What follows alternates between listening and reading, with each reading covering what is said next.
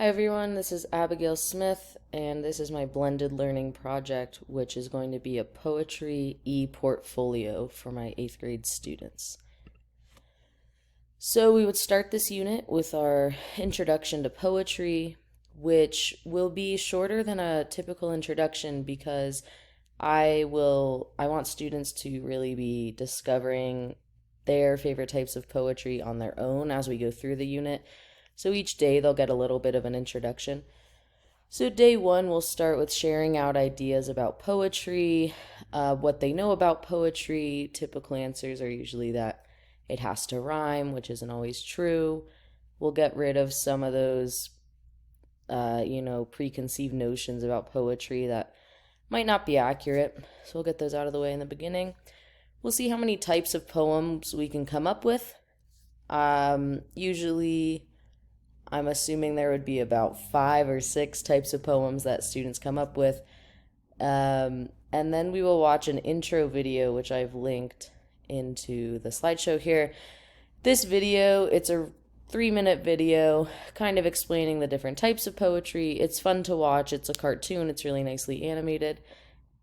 Then I will give them an example of a poem they all have heard before, Green Eggs and Ham, and we'll talk about what makes it appealing, different features of the poem, the meter, the rhythm, all of that, just to get everybody into the poetry unit.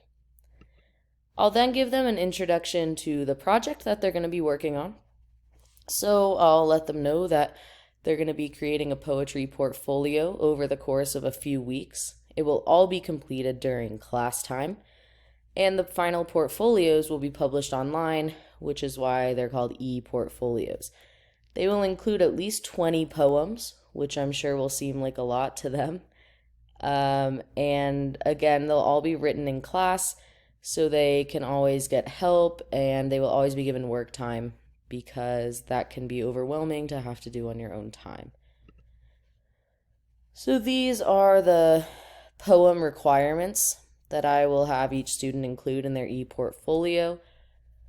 We're going to do a list poem, 2 versions of an I am poem, a synonym poem, 2 different versions of a Diamante poem, blackout poem, paint chip poem, reversal, acrostic, roll of the dice, month metaphor, Dear Basketball, which is based off of a Michael Jordan letter, a concrete poem, 3 limericks, a 3-word form, 3 haikus, and we will end the portfolio with a free verse poem.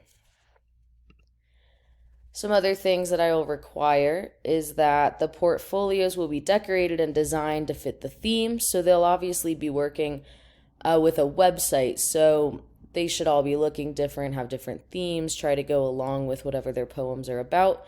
I'd like to see at least 5 images, and I will be doing check-ins at least twice a week, which is when I will tell them, hey, by tomorrow you should have, these 5 poems complete. And then the next day I'll do a check-in, I'll see where they are with that, and that'll be for participation grades along the way. And their job is to keep up with those.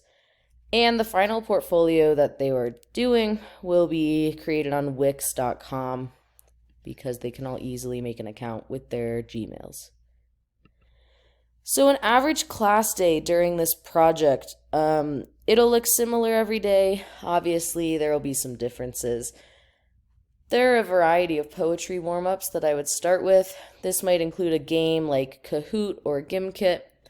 There are also many videos available on YouTube of different people performing slam poetry and free verse and all these really great, interesting poems. Sometimes we might listen to rap songs because students are really interested in, the comparison of rap to poetry. So a variety of warm-ups there just to get them in the poetry mindset for the day. And after that, every day, I will give students the opportunity to read out loud to the class one of the poems that they have written at that stage in the unit. This will be an extra credit opportunity. I haven't decided if it'll be, how much that'll be. But they'll get the chance to perform a poem in front of their peers.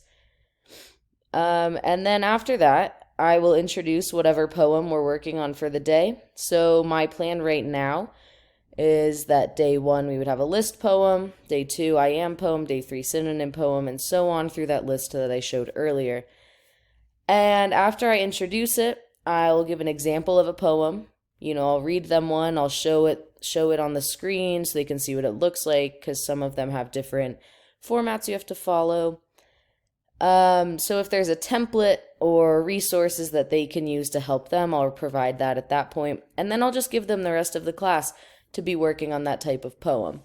It takes different students a variety of times to complete poems. There's no way to know exactly how long they'll need. So one thing I was thinking about was maybe every 3 to 4 days, perhaps, I take a day off and don't introduce a new poem, and I just let everybody work for the period. So that's obviously something that I would have to plan based on how the students are doing and based on their progress. But I will keep in mind that this may be a little bit of a quick pace for them. And so final products, which is their e-portfolio, will be shared with the entire class through a discussion board. So everybody will post their link, and they will all be able to look at their classmates' websites. I will also invite parents and other school employees, students, to look at the students' work. And I thought this was a really cool idea because having the online platform to show their work encourages maybe continuing to work on it. It's not something they turn in and never see again. It's something they can use forever, even if I stop looking at it, and they can keep it for the future. And I think this is a really great way to show your parents or your community what you've been working on in school, and it'll be a really neat project.